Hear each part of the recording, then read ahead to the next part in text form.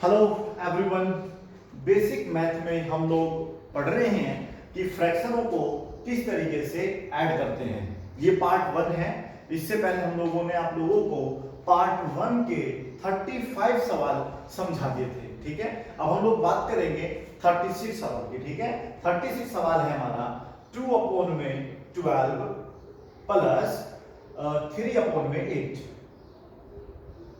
जैसे कि हमने आपसे कहा कि जब डिनोमिनेटर्स अलग अलग होते हैं ना, अगर डिनोमिनेटर्स अलग अलग हैं तो हमें जो है उनका एलसीएम लेना होता है। तो पहले हम लोग 12 का और 8 का क्या लेंगे, एलसीएम।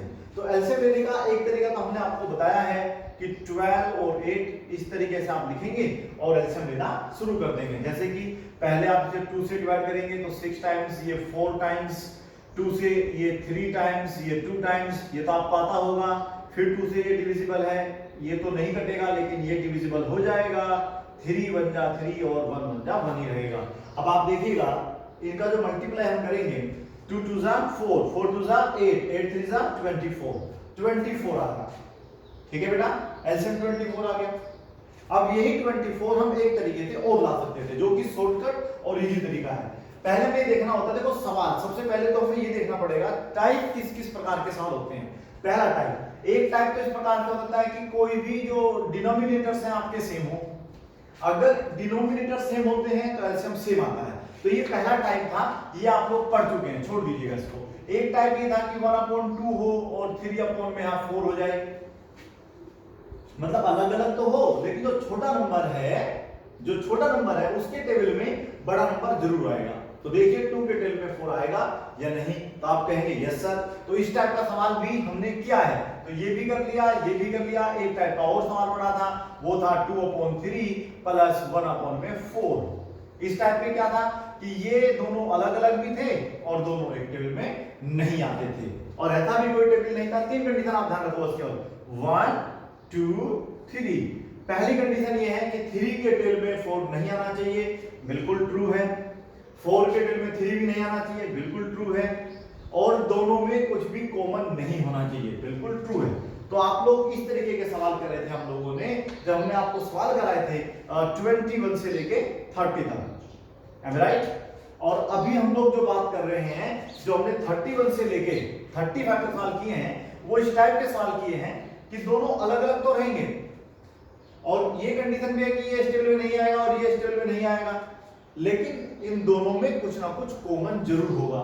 देखिएगा दोनों के दोनों जो है 4 के टेबल में भी आते हैं और 2 के टेबल में भी आते हैं। यदि कुछ भी कॉमन हो रहा है तो फिर आप लोगों को ना बड़ा टेबल लिखना होता है, बड़े वाला टेबल, जैसे 12 1 जा 12, 12 2 जा 24, 12 3 जा 36, डॉट डॉट डॉट डॉट, इस तरीके से आप टेबल लिख लीजिएगा।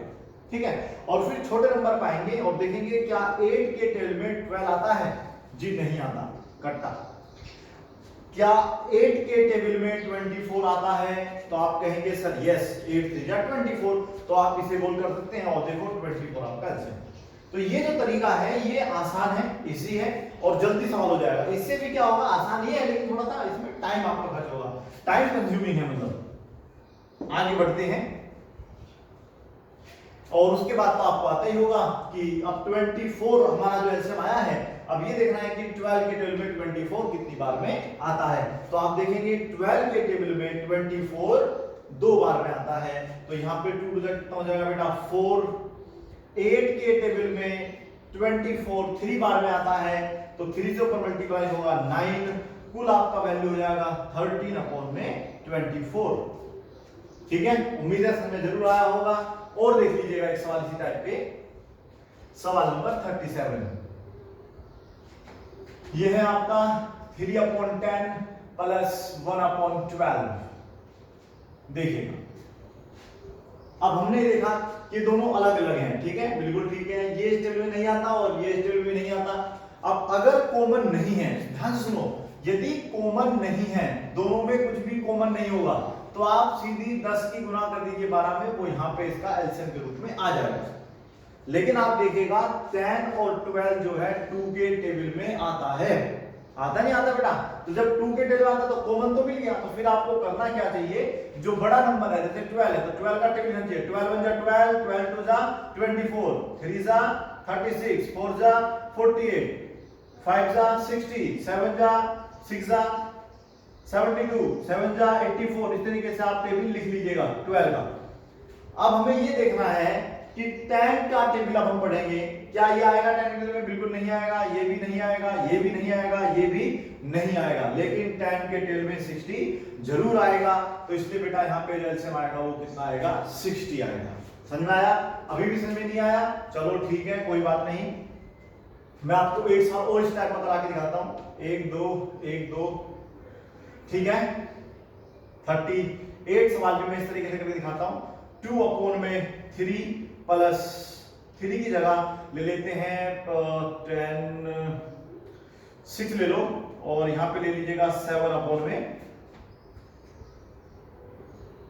4। इजी बनाया जानबूझ के, जिससे कि आपको आराम से समझ में आए। तरीका एक बार आप समझ में आ गया अगर आपको, तो फिर आप कोई भी सवाल कर सकते हैं। छोटे बड़े का फिर मतलब नहीं होता है, सवाल छोटा बड़ा नहीं होता है, इजी और डिफिकल्ट भी नहीं होता है।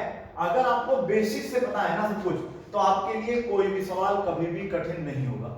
यदि आपको बेसिक नहीं पता और आपने एक रट्टा मारा है, तो फिर तो इस टाइप का सवाल मिल गया तो इजी, और इस टाइप से मिल जाए बड़ा मिल जाए तो फिर टफ होगा। तो इसलिए आप उसके तरीके को समझो कि तरीका क्या है, वे क्या है उसको करने का, सीक्वेंस क्या है उसको सोल्व करने की। तो आप ये देखिए 6 4 अलग अलग है ना भाई, इतना देख लीजिएगा। फिर ये देख लीजिएगा छोटा नंबर कौन सा है? 4 है ना। क्या 4 के टेबल में 6 आता है? नहीं आता ना, ये भी कंडीशन है। चलो ठीक है, अब हमें देखना कुछ कॉमन तो नहीं है। बिल्कुल कॉमन है। जब कॉमन होता है, देखो ये भी 2 के टेबल में आता है बेटा, और ये भी 2 के टेबल में आता है। जो भी अगर दोनों में से कुछ भी कॉमन हो गया तो आप बड़ा टेबल लिख लीजिएगा। 6 1 जा 6, 6 2 जा 12, 6 3 जा 18। मुझे पता है कि 4 के टेबल में तो 12 आता ही आता है, 6 बेशक नहीं आता, लेकिन 12 तो आता है। तो इसलिए आप लोग 12 ही इसका एलसीएम ले लेंगे। आप चाहे तो 6,4 इस तरीके से भी लेके देख सकते हैं, एलसीएम तब भी आपका 12 ही आएगा। अब देखना यह है कि टाइम इसमें ज्यादा लगेगा या फिर इसमें लगेगा। अगर आपको टाइम इसमें ज्यादा लग रहा है तो इसे छोड़ दीजिएगा, अगर टाइम इसमें आपको कम लग रहा है तो फिर इसको आप ले लीजिएगा। ये आपके ऊपर डिपेंड करेगा।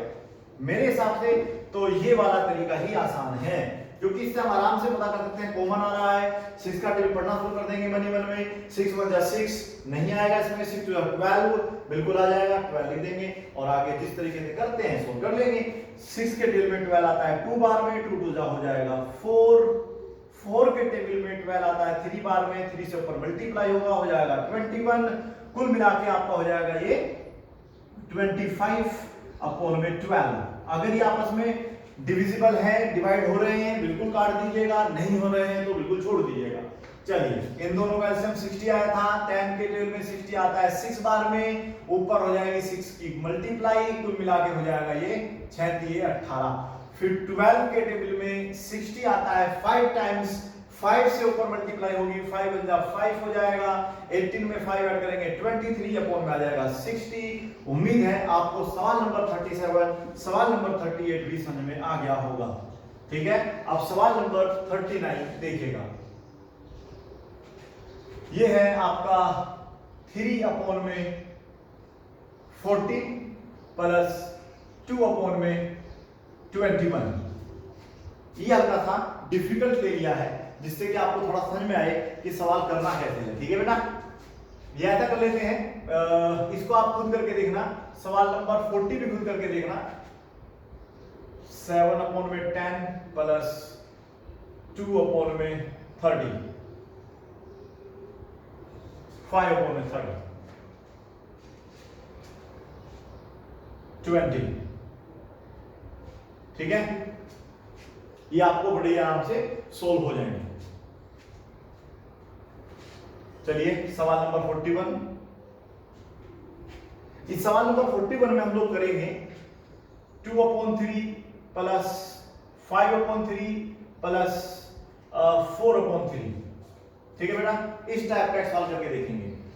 3 फ्रैक्शन जब होते हैं तरीका अभी भी सेम रहेगा, आप देख लीजिएगा। दोनों का जो एलसीएम है, तीनों का जो एलसीएम है सॉरी, वो सेम रहेगा, 3 रहेगा। और जब एलसीएम सेम हो जाते हैं तो जो ऊपर की संख्याएं हैं वो आप सेम का सेम उतार लेते हैं। तो कुल मिला के आपका 3 यहां पे रहेगा, कुल मिला के हो जाएगा 11 अपॉन में 3। ये हो जाएगा आपका आंसर। ठीक है, सवाल नंबर 42 ये है 7 अपॉन में 2, 1 अपॉन में 2 प्लस 5 अपॉन में 2। उम्मीद